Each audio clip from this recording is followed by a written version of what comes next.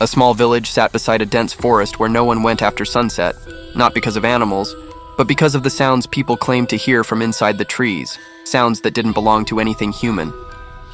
For years, the villagers followed one rule without question: never respond if something calls your name from the forest at night. A teenager named Adam had just moved there with his family, and like most newcomers, he didn't take the warning seriously. One evening, after a long day, Adam sat outside his house scrolling on his phone when the power suddenly went out across the entire village. The darkness felt heavier than usual, as if the night itself had become thicker. He stood up and looked around, noticing that even the usual sounds of insects had disappeared. Then, from the direction of the forest, he heard it. A soft voice calling his name. Adam! He froze, his heart skipping a beat. It sounded like his mother's voice. He turned toward the house and called out, "Mom?" But no one answered.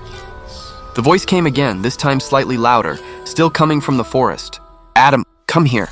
He felt confused more than scared. Maybe his mom had gone out looking for something, he thought. Without thinking too much, he started walking toward the trees. The closer he got, the colder the air became, and the darkness between the trees seemed almost solid, like something you could step into and never come out of. He hesitated at the edge of the forest, remembering the villagers' warning, but then the voice came again, softer now, almost desperate. "Adam, please!" That was enough, he stepped inside. The moment he crossed into the forest, the village behind him seemed to disappear. The silence was complete. Even his own footsteps sounded distant. He walked deeper, following the voice, which now seemed to shift directions, sometimes ahead of him, sometimes behind, as if it was guiding him in circles. "Where are you?"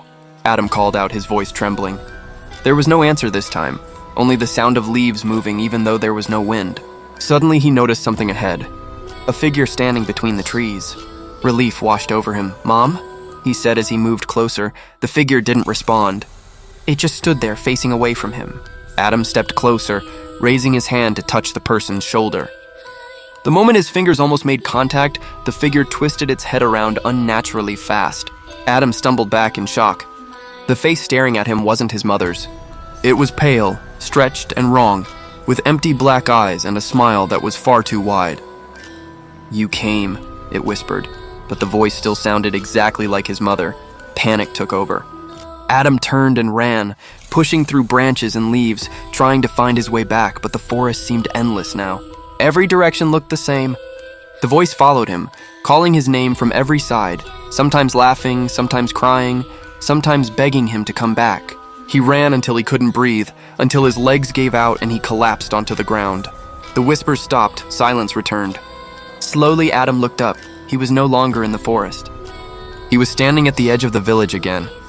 Confused and exhausted, he stumbled back home and rushed inside. His parents were sitting in the living room, worried. "Where were you?" his mother asked. Adam tried to explain, but his words didn't make sense even to him. His father frowned and said, "We never left the house." Adam's blood ran cold. That night, he locked his door and tried to sleep, but something felt wrong. At exactly midnight, he heard a soft knock on his window. He froze. His room was on the second floor. Slowly, he turned his head toward the window. A figure was standing outside, pressed against the glass. It looked like his mother, smiling. The same wide, unnatural smile. Then it spoke in a whisper only he could hear. "You didn't stay..." Adam covered his mouth to stop himself from screaming. The next morning, his parents found his room empty. The window was open. No one saw Adam again. But sometimes, late at night, villagers say they hear a new voice coming from the forest, calling out softly, perfectly mimicking someone they know, waiting for them to answer, waiting for them to step inside. Because once you follow the voice, it doesn't let you leave.